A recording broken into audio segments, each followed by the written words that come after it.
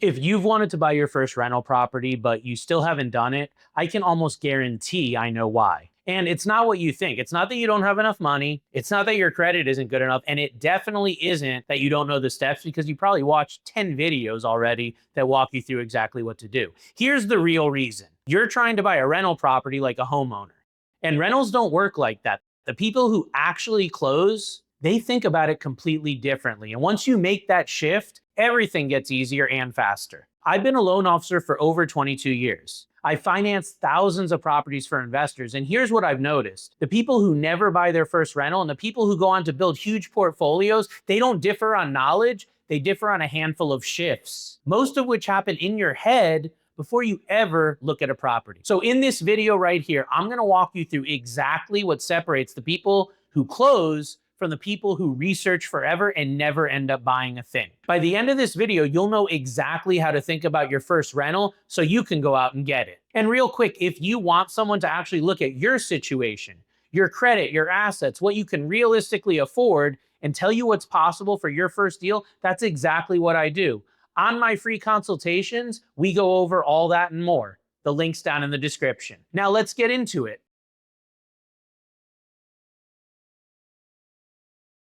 Shift number one, and this is the big one because it's the mistake I see first-time buyers make more than any other. When you buy your own home or when you imagine buying one, you think about how it makes you feel. Do I love the kitchen? Is this a neighborhood I want to live in?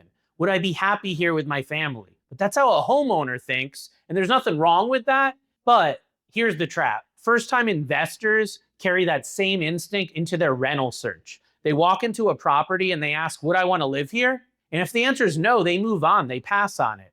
And I've watched people reject deal after deal because the property wasn't nice enough for their personal taste. When the property would have cash flowed beautifully and made them a ton of money every single month. You have to flip this thinking. As an investor, you're not the customer, your tenant is the customer. It doesn't matter if you want to live there. It matters whether the numbers work. Does the rent cover the payment and the expenses and still leave you with money left over? That's the only question that really matters when you're buying a rental property. The people who close their first rental fall in love with the numbers, not the house. The people who never close are still waiting to find a property they'd personally love at a price that makes sense, which for a rental is almost never going to happen. So make the shift. You're not buying a home, you're buying an income stream that happens to look like a house.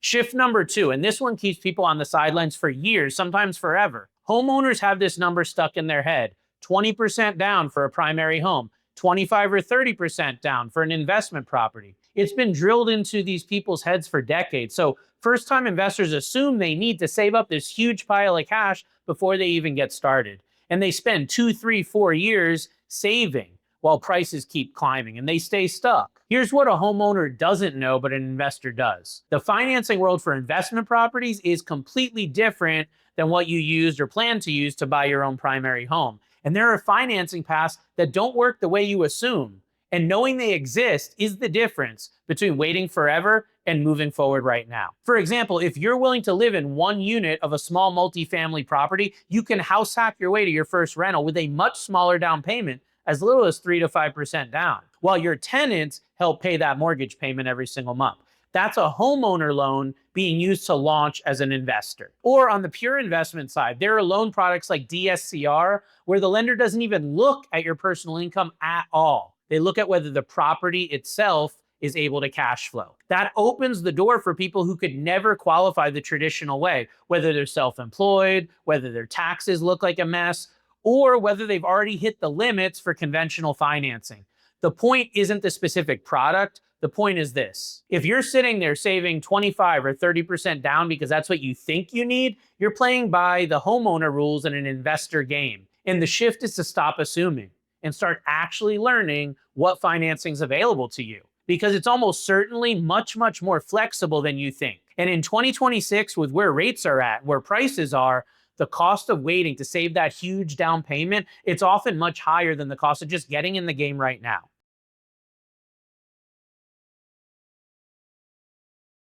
A homeowner buys near their job, near their family, in a neighborhood that they'd be happy to live in. That's natural. But first-time investors do the same thing, and it kills their chances. They only look in their own backyard, in the areas they know, the areas they like, and a lot of those areas just don't make money as rentals. The properties are too expensive relative to the rent. Maybe the taxes are too high. But here's where investors think differently. You follow the numbers, not your comfort zone.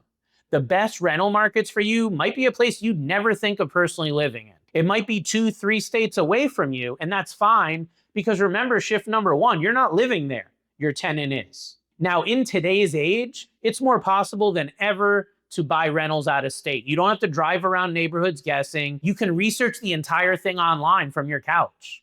You can pull up a market you've never even set foot in, look at the price to rent ratios, run the numbers, the rental demand, the trends, and you can figure out whether the numbers work before you even get on a plane. The tools available now let a first-time investor analyze a market on the other side of the country in just a couple of hours. So stop restricting yourself to the 10 or 20 mile radius around your house, because that restriction's a homeowner habit. The investors who actually get their first deal done are willing to follow the numbers wherever they lead, and the ones who stay stuck insist on only buying somewhere they personally want to live. So you need to widen the map and the deals will appear. Quick pause here. If you're looking at a market or a specific property and you're not sure whether the numbers work or whether you can get financed on it, send it my way. On my free consultations, I'll run the numbers with you. The link's down in the description. Now, shift number 4, because this is the one that finally gets many people to pull the trigger.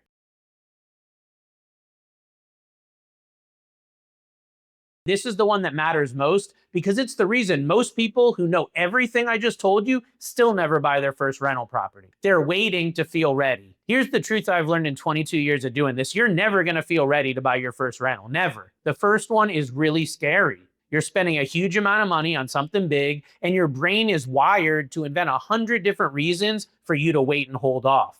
Wait until you saved more. Wait until rates drop. Wait until your credit's higher. Wait until you find the perfect property. Wait until you've watched 5 more YouTube videos. But that feeling and not feeling ready, that's a homeowner emotion. Buying a home is emotional, so people wait until it feels right. But investing is not supposed to be that way. It's supposed to be mathematical. And here's the shift for you. You don't move when you feel ready. You move when the numbers are ready. If you've made the first 3 shifts, then readiness isn't a feeling anymore. It's just a checklist. Does the deal make money? Can I get financed? Do I have my reserves? If the answer is yes, the deal's ready, even if you don't feel that way. And then you move. The people who build portfolios aren't fearless. They feel the exact same nerves that you do. The difference is they've learned to trust the math over the fear. Your first deal doesn't have to be perfect. It doesn't have to be a home run. It just has to be a solid deal that works on paper so you can get in the game, learn, and then go get the second one, which you'll feel 10 times easier. So here's your permission right here. Stop waiting to feel ready and start getting your numbers ready right now.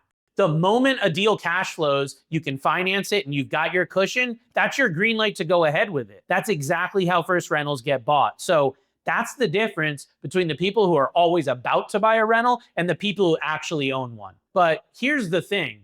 Once you've made these shifts and you're actually ready to move, speed becomes your biggest advantage, because the best deals don't wait around. The investors who win are the ones who can move faster than anybody else, closing while other buyers are still stuck waiting on financing. And that's exactly what I show you in this video right here. If you're ready to go from thinking about your first rental to actually closing one and doing it fast, then that's your next watch. I'll see you there.